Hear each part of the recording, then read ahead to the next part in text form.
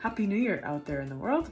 I wanted to come on and chat a little bit about the time of year, which is usually about halfway through the school year, for first-time students in particular, that the enthusiasm starts to wane. And this is very common, and it doesn't mean that the violin isn't for your child. It doesn't mean that they actually really hate it or don't like it. It just means that the initial excitement has possibly worn off. So this is the time that they need your support most. They need you there with them at their practice time at home. They need you there with them in their lessons. So chat with your teacher about whether it's best for you to actually be in the lesson or perhaps not, but it's important for you to know what they're doing so you can help them at home. So for at-home practice, consistency is key. It's not about perfection, it's about regular routine and getting in 5, 10, 30 minutes a day, whatever you can handle, rather than one practice before the lesson. And when your child will start to notice the progress happening, they'll also start to get more excited about it. So we're going to go over a few tips and tricks for at-home practicing that we hope you'll find helpful. But one thing to remember is that practice makes permanent. So whatever you practice is what you'll get good at. So here's some of the tips. The first thing is to try to have a dedicated practice space that's away from distractions and preferably relatively quiet.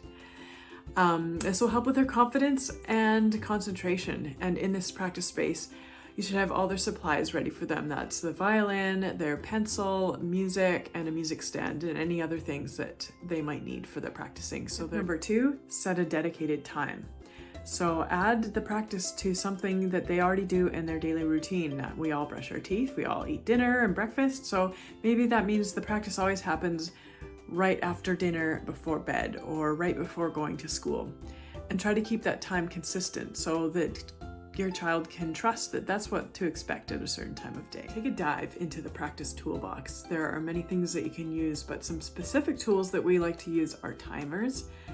So set a timer for a specific part of the practice or set a timer just for the practice. And this kind of removes the accountability or responsibility from the parent and puts it between the child and the timer.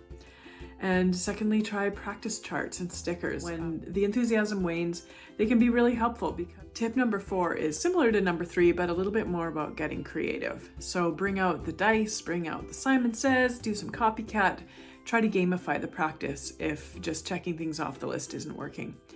And secondly, you can have your child teach you, and that can be really exciting for them because they are able to take ownership over something that they know or think they know more about than you, the parent.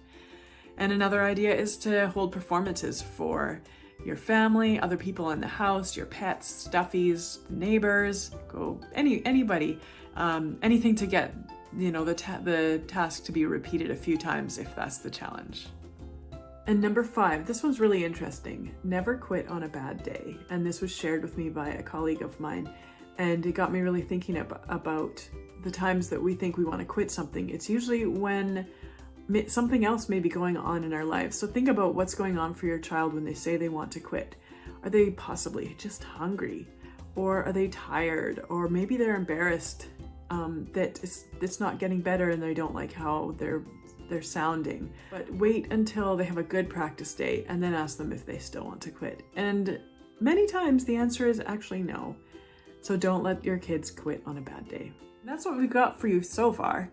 We have lots of tips and tricks for supporting your child at home when the going gets tough. So please talk to your teacher, talk to myself as well. We'd be happy to guide you through the time. And